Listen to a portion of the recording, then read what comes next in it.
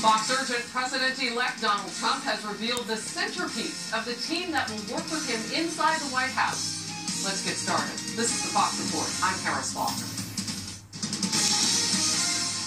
The leader of the Republican National Committee will now lead the President-elect's staff. Reince Priebus was named Chief of Staff a short time ago. This may be an indication of how Mr. Trump will bridge the divide within his own party, and it may tell us a bit about the direction in which his administration could go in the first 100 days. Coordination between a commander-in-chief and the Hill could mean a lot of action in our nation's capital.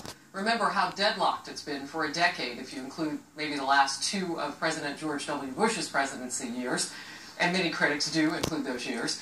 Donald Trump announcing his chief of staff is a huge and important first step, but there is more to report from the president-elect at this hour.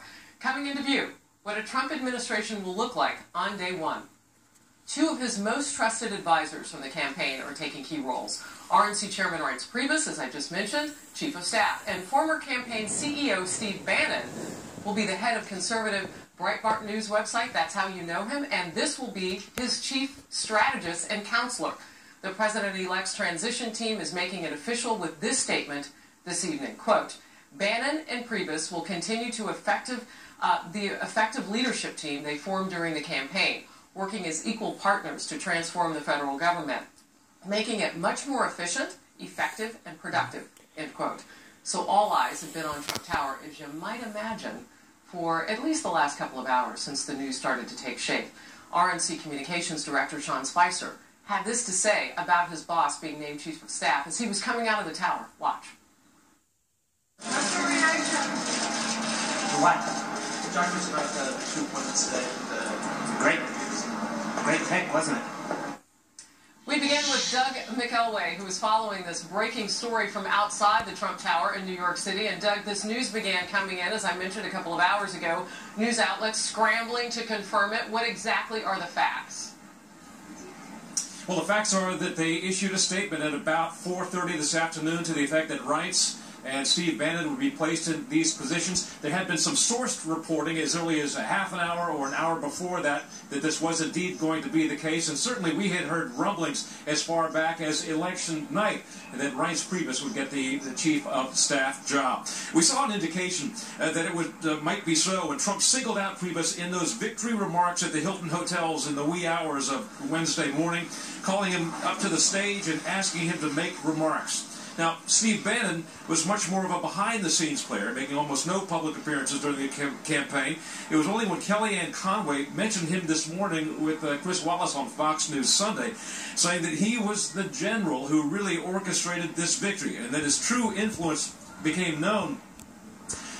We really started to understand how his influence among the anti-Washington, anti-establishment people across the country resonated, especially with white working-class people who had felt so disenfranchised. Those are the people who helped to put Donald Trump over the top.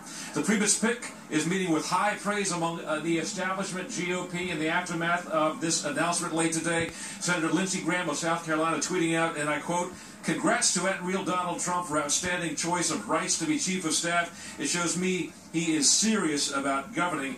And House Speaker Paul Ryan tweeting out shortly thereafter, "I'm very proud and excited for my friend Reince. Congrats." Those two, by the way, go way back in Wisconsin politics. Reince Priebus got a start at the age of 16 volunteering for campaigns there. Some say he is very responsible for the promotion to national stature of House Speaker Paul Ryan and also Wisconsin Governor Scott Walker.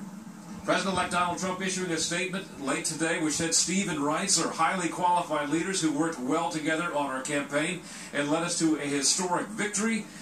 Now I will have them both with me at the White House as we make America great again.